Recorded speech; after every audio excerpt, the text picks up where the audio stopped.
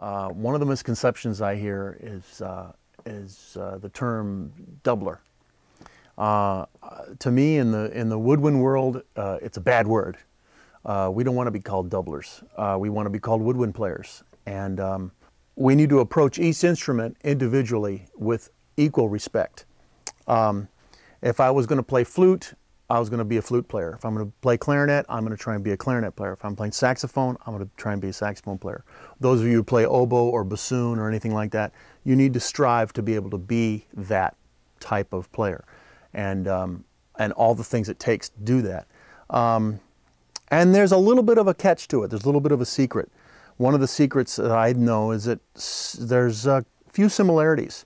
Sure, there's a flute, piece of metal, clarinet, piece of wood, saxophone, piece of brass, but they sometimes are played in the same fashion. If I got the saxophone here and I was going to play some, like maybe a warm-up or some sort of an exercise just to get me a little bit more, get my face a little bit more in line and my ear a little bit more in line with the saxophone, I would pretty much play some long notes to start with, you know.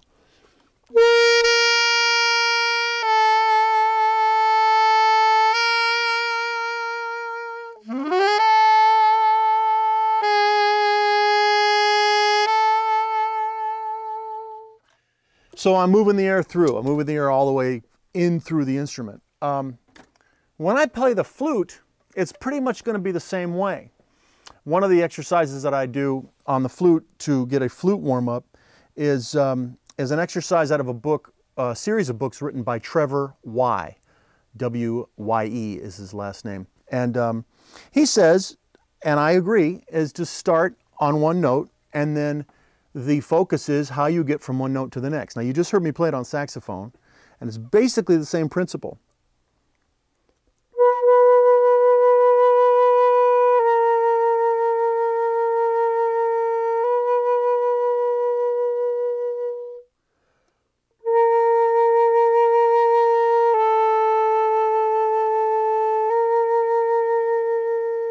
The trick is to figure out how you're going to get from one note to the next.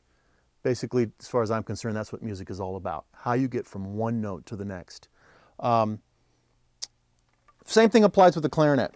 Let's say I'm playing clarinet, and I have to do some warm-ups. Usually, if I'm playing clarinet, it's more of an orchestral setting.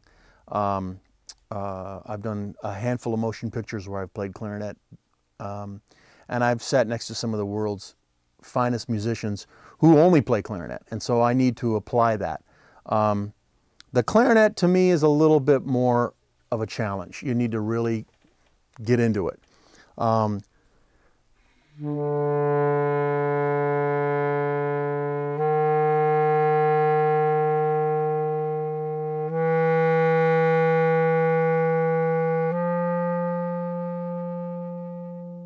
There's a series of books on the clarinet.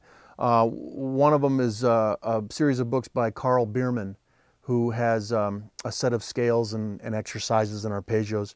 And I stress that you play those slowly because you need to, again, get from one note to the next. Now, I've said that 3 times now to 3 different instruments, flute, clarinet, and saxophone, getting from one note to the next.